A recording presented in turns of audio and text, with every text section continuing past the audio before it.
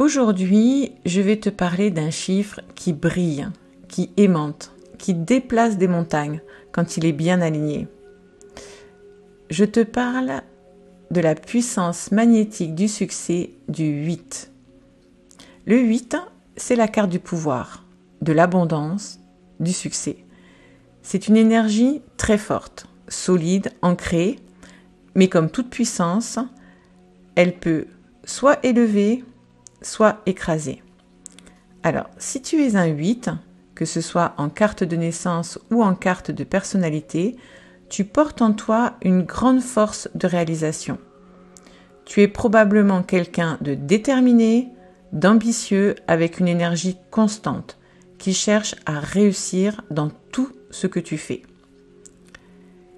Et je ne te parle pas forcément de gros contrats ou de millions d'euros. Non, le 8 veut réussir, même ses œufs brouillés le matin. C'est une vibration qui ne s'éteint jamais. Il n'y a pas de bouton off chez toi. Et puis, il y a ce charisme naturel, cette présence. Tu attires les gens.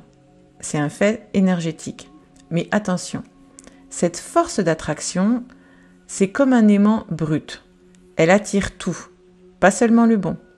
C'est donc à toi de faire le tri avec qui tu passes du temps, à quoi tu consacres ton énergie, qui tu laisses t'approcher. Parce que ton rayonnement attire et tu mérites de rayonner dans la bonne direction. Je dis souvent que le 8, c'est comme 2 4 empilés. Le 4, tu te souviens, j'en ai parlé dans la capsule du 4, c'est la stabilité, la structure, une chaise à 4 pieds. Alors, imagine un 8, solide, stable, 2 fois plus puissant. Mais attention, cette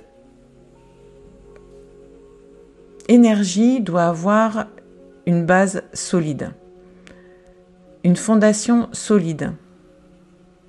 Parce que s'il n'y a pas cette base, ça peut te jouer des tours. Tu peux avoir tendance à t'accrocher trop longtemps à des situations ou des personnes, simplement parce qu'elles te rassurent ou parce qu'elles correspondent à ton image du succès.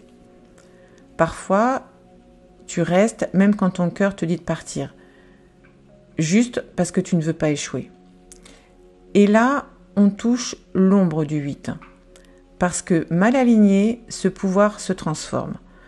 Tu peux tomber dans la mégalomanie, dans l'illusion de la toute-puissance, dans une course à la performance ou au contrôle. Tu veux que tout réussisse. Tu veux tout diriger. Tu veux que tout obéisse. Et ça, c'est une impasse. Alors, tu construis, mais pas sur du sable, parce qu'un jour, ça risque de s'écrouler. Par contre, à l'état d'équilibre, le 8 est un créateur d'abondance, un pilier, un leader naturel. Il a ce magnétisme doux et puissant qui inspire. Il crée des entreprises, il crée de la valeur, il aide les autres à se stabiliser autour de lui. Et surtout, quand il est bien aligné, il réussit avec respect de ses valeurs. Donc, si tu es un 8, je te pose une question simple. Est-ce que tu pourrais,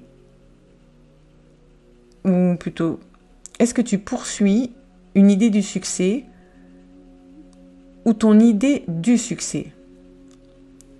Est-ce que tu t'écoutes?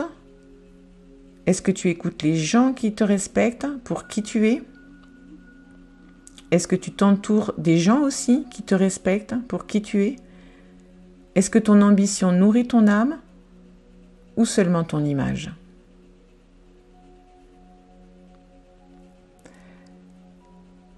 Donc si tu connais un 8 dans ton entourage, partage-lui cette capsule. Parce que parfois, une prise de conscience suffit à transformer une trajectoire. Donc aujourd'hui, on a terminé pour le 8 et la prochaine capsule, on va explorer le 9. La fin d'un cycle, les grands détachements et la sagesse que ça demande.